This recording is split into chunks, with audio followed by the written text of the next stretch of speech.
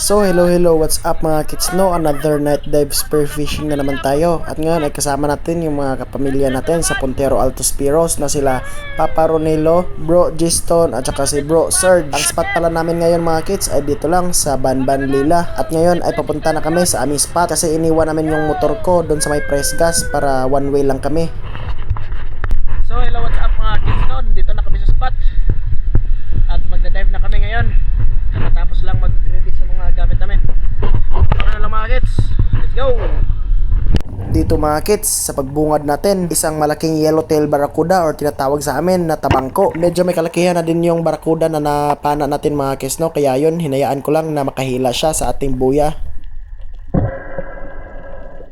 Dito naman mga kids, pangalawang isda natin ngayong gabi ay isang snapper or tinatawag sa amin na katambak. Good holding shot naman yung pagkatira natin mga kids, no? Kaya yun, hinatak ko lang kaagad. Dito sa next dive natin mga kids, nakakita tayo ng isang pugita. Medyo kapos na din yung hangin natin mga kids, no? Kasi napahabol lang tayo ng tira, kaya iniwan ko na lang yung pana ko. At dito mga kids, tinulungan tayo ni Bro Serge na kunin yung napana natin na pugita. Good size na din yung pugita na napana natin mga kids, no? Tumimbang din siya pag uwi natin ng 1.8 kilos. Kaya kwartang linaw na mga kids. At sa next dive natin mga kids ay nakakita tayo ng isang filefish or tinatawag sa amin na sagukso. Di ko talaga pinalagpas tong isda na to mga kids kasi paborito to ni mama. Dito naman sa next dive natin mga kids ay nakapana tayo ng isang timbungan sa buhangin. Buti na lang to mga kids, pangdagdag na din sa huli natin. At dito sa next dive natin mga kids, timbungan na naman ang ating natira. Dito naman sa next dive natin mga kids, nakakita tayo na isang mulmul. Medyo blind yung pagkatira natin mga kids, no? Dahil sa mga firegrass na nakatabon sa kanya. Pero nung paghubot natin mga kids, good shot pala yung pagtira natin. Dito sa may unahan lang mga kids, nakatira na naman tayo na isang katambak. Di na natin to palagpasin mga kids kasi pangdagdag na din to sa huli natin. Dito naman sa next dive natin mga kids napana tayo na isang sweet lips or tinatawag sa amin na lipte. Nakachamba din tayo mga kids, no, na isang first class na isda, kaya all goods to mga kids.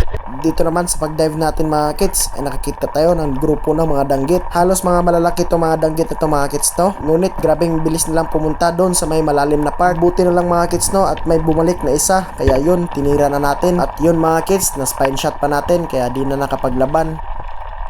Dito naman mga kids nakatira tayo na isang fusilier or tinatawag sa amin na sulig bilason. Kinuha ko to mga kids, no, kasi plano nating magkilaw mamaya sa ating pag-uwi. At dito sa next dive natin mga kids nakatira tayo na isang spotted snapper. Kaso lang yung unang tira natin daplis lang, kaya yun nakawala siya, kaya dali-dali tayong nag-reload ng ating pana. Buti na lang mga kids, di siya tumakbo sa malayo. At nung tayo ay matapos na mag-reload mga kids dali-dali natin tinira. Buti na lang mga kids, no, napuruhan pa natin yung isda. Sayang naman at malaki na din tong isda na to.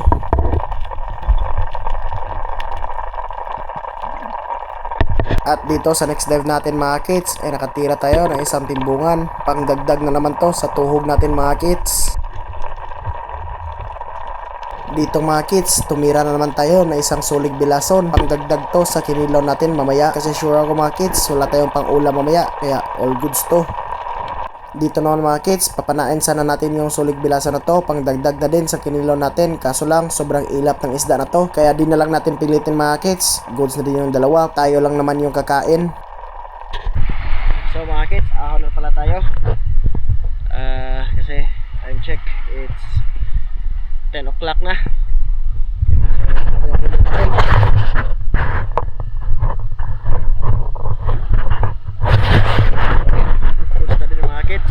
Mabenta at saka makastock na din.